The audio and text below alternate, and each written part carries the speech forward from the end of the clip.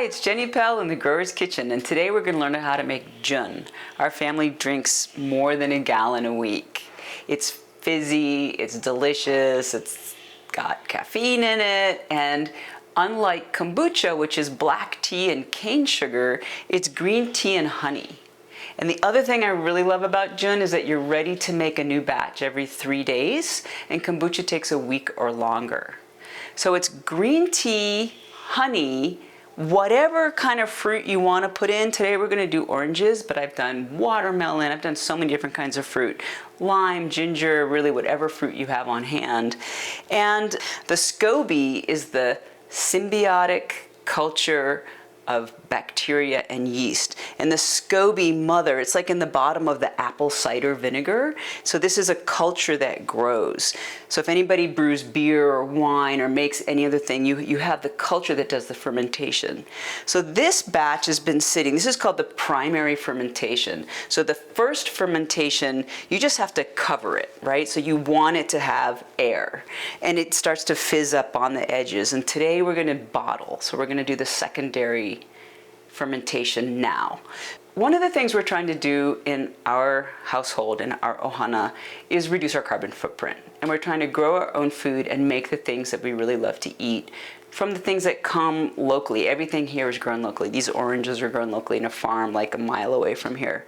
We also have our own orange tree, our own lime tree, our own lemon tree. But wherever you live, it's really important to source the stuff locally. So we have local Hawaiian raw honey, we have local fruit, and then of course this, the yeast culture comes from my own kitchen. What we were noticing is that we were going through, this size bottle right here. We all like fizzy drinks. We all like sweet drinks. And these are $4, $5, $6 each at the store. And then I have to recycle this. Do they really get recycled? Who knows anymore? So on Maui, we import 95% of our food. So this is coming on a ship, and then it gets to the store, then I have to drive down to the grocery store and get it, and then I have to dispose of the bottle. Like, it's just kind of the level of insanity of the consumerism just so I can have a fizzy drink is crazy. So some people in our household cannot eat cane sugar. Like, a lot of people overeat sugar, so we're really dedicated to just making things out of honey. So the Jun was the logical choice for us. One of the things we've noticed, even in the 6 months of growing our garden here, it takes us a month to fill a garbage can. We don't even go to the recycle place maybe every 2 or 3 months. And so by making your food at home and making your own drinks at home, you just cut down your consumerism. Okay, so the first thing I'm gonna do is take the SCOBY out and set it aside. So the SCOBY, it's like a sourdough starter, right? So, you feed it every 3 or 4 days or every week. I feed it with new green tea and honey, and it actually peels off new ones. So here's the next SCOBY underneath. And all the sort of, little bits on it are the yeasts and bacterias that do the fermentation. So I'm gonna tuck that into the bowl, and then, again, like a sourdough, I'm gonna take some of this liquid that I can add to the new batch. It's the starter. And so I'll just put a little bit of that aside. So I'm gonna cover the SCOBY because it's super aromatic and it would attract fruit flies and anything else you have in your kitchen. So we really want to keep it clean.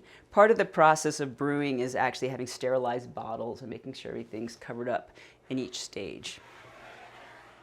Okay, so let's go over and make the tea now. I have a big pot of water boiling on the stove, and I'm gonna add my green tea. This is a ½ cup of loose green tea. My favorite flavor is sort of the jasmine-y, really aromatic one, but it's just whatever green tea you like. If you're gonna do tea bags, you're gonna wanna put in 5 or 6 tea bags. So once it starts boiling, I'm gonna turn it off, and I'm gonna steep the tea right in there. This is a honey that I bought from a beekeeper just right down the street, and I'm gonna add a ½ cup of honey for a gallon of Jun. And again, the heat is turned off. So these are fresh local oranges from trees right down the street, and I always wash my fruit, right? So what you want to be careful of, there's just no dirt on the outside. Again, we're trying to have a relatively sterilized process. So I'm just going to cut these in half. We invested in this can juicer. This thing is amazing. You can juice all citrus, pomegranates, oranges, tangerines, limes, lemons, and you can juice pomegranates in here. You just cut a pomegranate in half and just squeeze it and you can have pomegranate juice. So it's, you know, maybe 150 bucks for one of these, but these things are really worth it. We use it all the time. And when it's citrus season, I'm making, you know, gallons of juice every week. All our family loves to drink juice. So I like to get them all ready to go. And for a gallon, that's probably enough oranges right there. So if you want your Jun to be sweeter, you just put a little more juice in it. I'm going to try to get a whole glass full to put in a gallon. And if there's any extra, I get to drink it. So I'm going to pull the juice out from under here, and here's a great feature of this tool, is it's got this little juice trap so you don't get a pool of juice and sticky stuff all over your counter. Okay, so here's my glass of juice. You could probably get away with a little less, but we like it a little sweeter. So I'm going to go ahead and just pour all of this right into my batch. Then I'm going to stir it up, and it's already got a fizz going on. So now we're simply going to bottle it. These bottles are my favorite that have the little gasket on them. So I bought another brand that I really like, and I just saved it, and I'm reusing the bottle. These ones are great. These are like the kind that you take, you know, everybody has a bunch of these sitting around, and the lids are just reusable. So you want to get your funnel.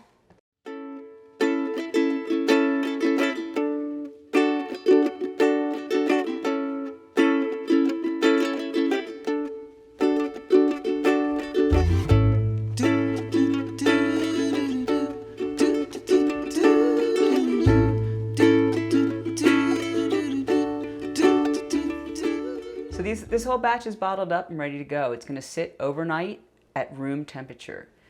Two things that the SCOBY does not like is hot and cold. So if you need to store your SCOBY, you're not going to put it in the refrigerator. That will actually potentially kill it. So you want to keep it at room temperature. So these will overnight, these will actually clarify, and a lot of the, you know, stuff will settle on the bottom, and this will be really clear. And when we drink it, I go ahead and put it through a sieve because I don't like to drink the stuff that's on the bottom. Some people actually take one more step and filter it before they, you know, put it into bottles that we're going to drink, but we're so used to it now that we just strain it. The kids love this. It's better than soda. There's no sugar in it. And I have to say too that when we're not buying 2 of these a day at $4 and $5, that's $8 a day I'm not spending. $10 a day I'm not spending. That's $300 a month on beverages that I'm not spending. And this is better for you. It's full of probiotics. It uses local honey, and it's just really delicious. Okay, so the tea has been steeping the whole time we've been bottling, and it's plenty steeped, right? So it's still really hot. This is way too hot to put the SCOBY in.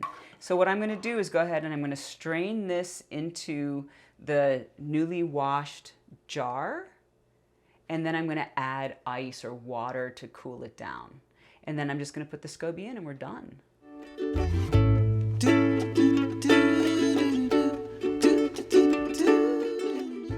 So here's the next batch going into its first fermentation. This is the green tea and honey. So half a cup of loose green tea, half a cup of honey, and I'm gonna go ahead and grab the SCOBY and just put it right back in. And I put enough cool water in here, it's not hot anymore. And then with the stuff from the last batch, I'm just gonna top it off. And that's ready to go. I'm gonna put this aside for 3 days minimum, and then we'll bottle again using a different flavor.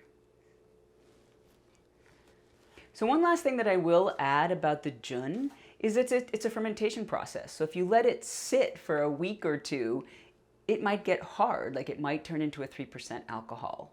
What I've learned is that certain fruits get hard really fast, like pineapple Jun, it turns into an alcohol much faster. Pineapple, of course, they use in rum, and they use it in gin, and they use it in all kinds of distilled alcohols. So I tend to pick fruits that are like my favorite fruits. I love the citrus. My favorite Jun is watermelon. My second favorite is tangerine. I really like to mix it with ginger. So we experiment with different recipes. And if I'm really low on fruit, I might use frozen blueberries and just like make a little liquid out of them. So there's all kinds of ways that you can make Jun. So we finished this batch of Jun, and I have one more bottle of my last brew, which was watermelon, and it's watermelon season on Maui. So when these are done in 24 hours, you put them in the fridge. Otherwise, they just keep fermenting. And what we have to do is, maybe before I go to bed tonight, I'm gonna come back and I'm gonna burp these so that they let the carbon dioxide off. So this one is the last watermelon one.